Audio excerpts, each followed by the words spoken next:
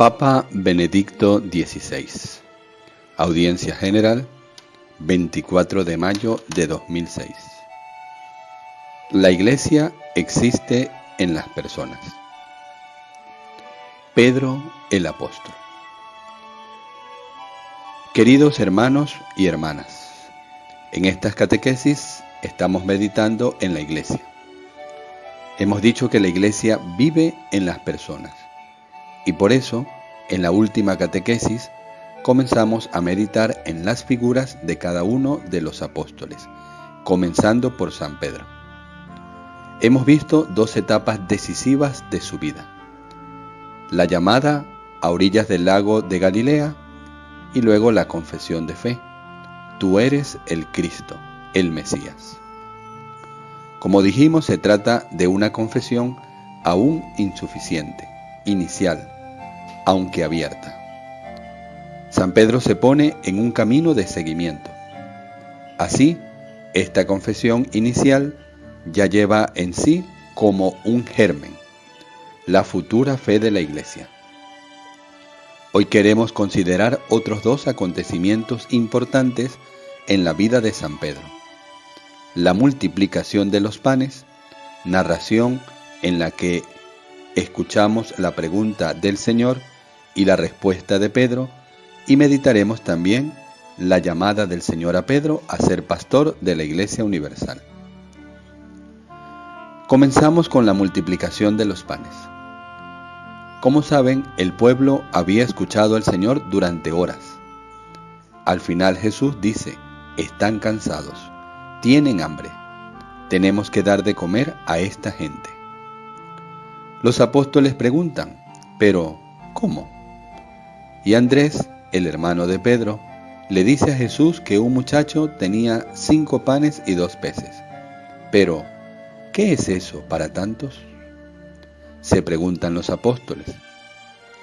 Entonces el Señor manda que se siente la gente y que se distribuyan esos 5 panes y 2 peces.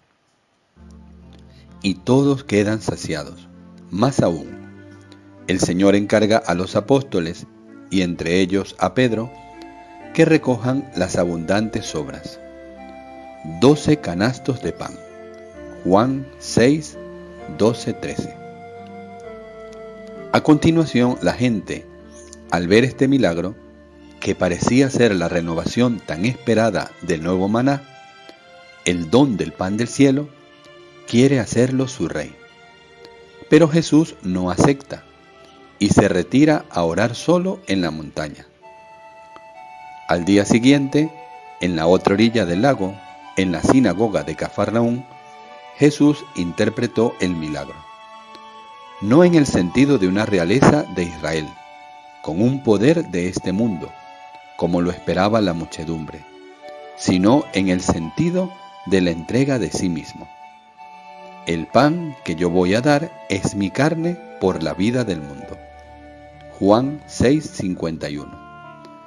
Jesús anuncia la cruz y con la cruz la auténtica multiplicación de los panes, el pan eucarístico, su manera totalmente nueva de ser rey, una manera completamente opuesta a las expectativas de la gente. Podemos comprender que estas palabras del Maestro, que no quiere realizar cada día una multiplicación de los panes, que no quiere ofrecer a Israel un poder de este mundo, resultan realmente difíciles, más aún inaceptables para la gente. Da su carne. ¿Qué quiere decir esto? Incluso para los discípulos parece algo inaceptable lo que Jesús dice en este momento. Para nuestro corazón, para nuestra mentalidad, eran y son palabras duras, que ponen a prueba la fe. Juan 6:60. Muchos de los discípulos se echaron atrás. Buscaban a alguien que renovara realmente el estado de Israel, su pueblo, y no a uno que dijera: yo doy mi carne. Podemos imaginar que las palabras de Jesús fueron difíciles también para Pedro, que en Cesarea de Filipo se había opuesto a la profecía de la cruz. Y sin embargo, Cuando Jesús preguntó a los 12, ¿también ustedes quieren marcharse? Pedro reaccionó con el entusiasmo de su corazón generoso, inspirado por el Espíritu Santo. En nombre de todos respondió con palabras inmortales que también nosotros hacemos nuestras. Señor, ¿a quién vamos a ir? Tú tienes palabras de vida eterna y nosotros creemos y sabemos que tú eres el Santo de Dios. Juan 6, 66, 69.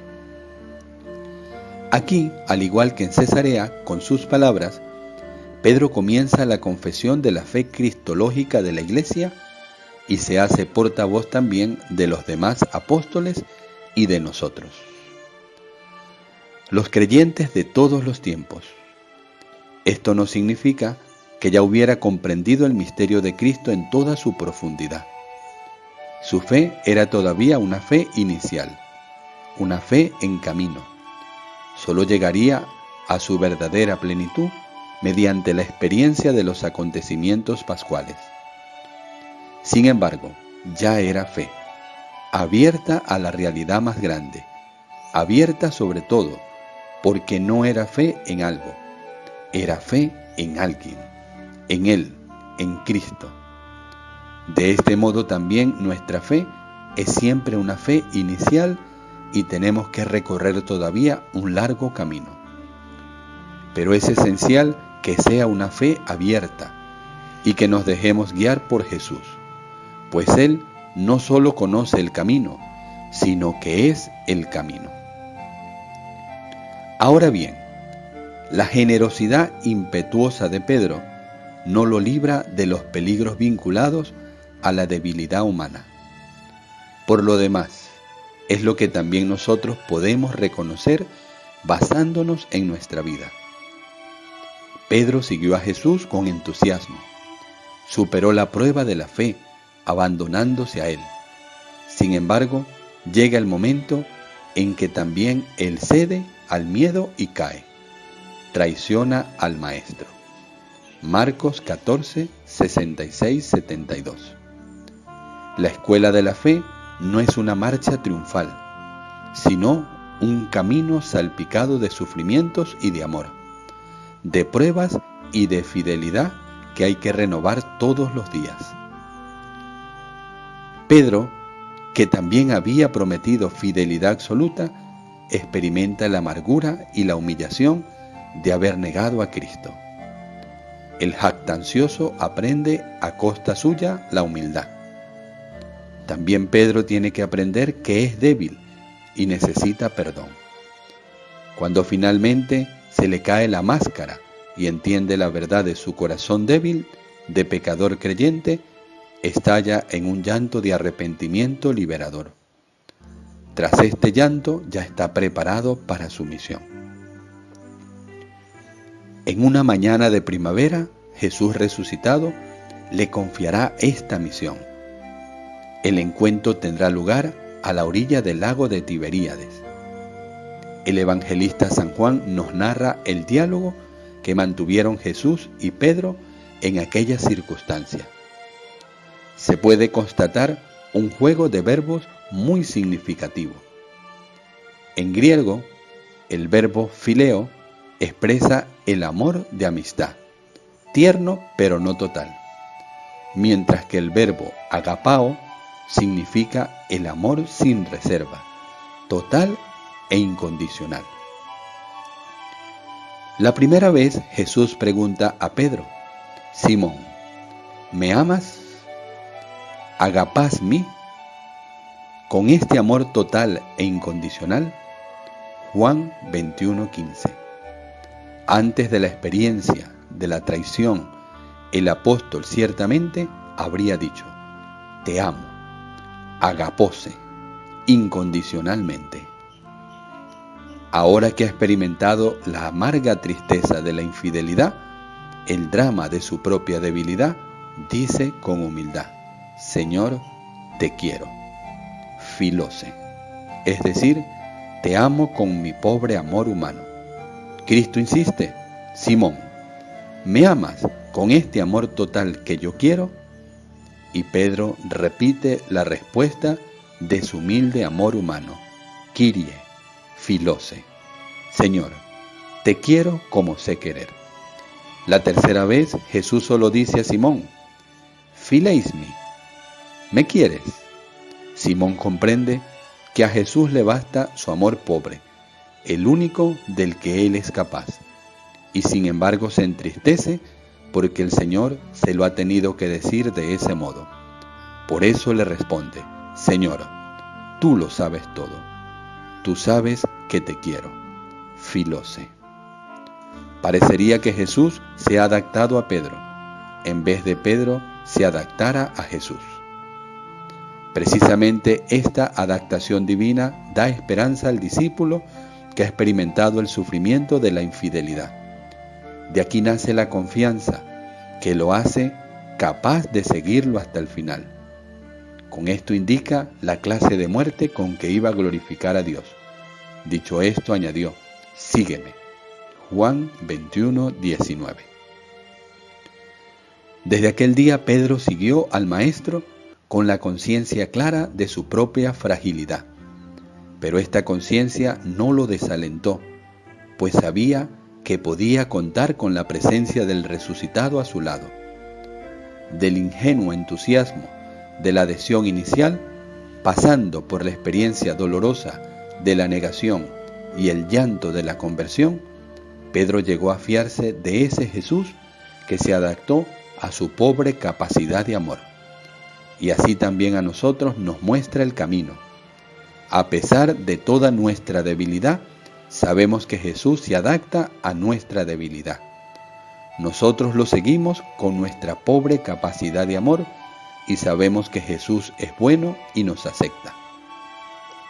Pedro tuvo que recorrer un largo camino hasta convertirse en testigo fiable, en piedra de la iglesia, por estar constantemente abierto a la acción del Espíritu de Jesús.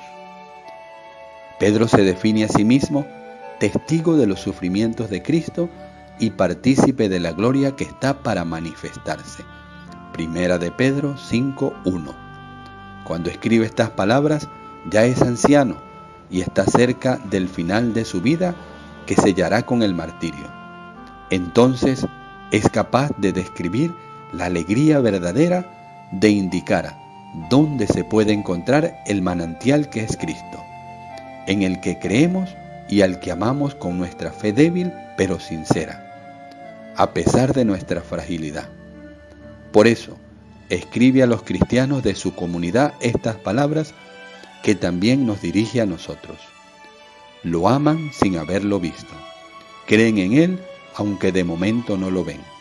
Por eso rebosan de alegría inefable y gloriosa y alcanzarán la meta de su fe, la salvación de las almas.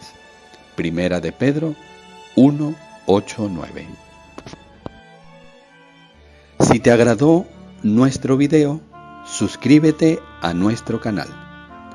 Da a la campanita de notificaciones, regálanos un me gusta, comparte con tus amigos, síguenos en nuestras redes sociales y si está en tus posibilidades, ayúdanos en nuestra labor caritativa a través de PayPal, por el correo unavozgrita@gmail.com.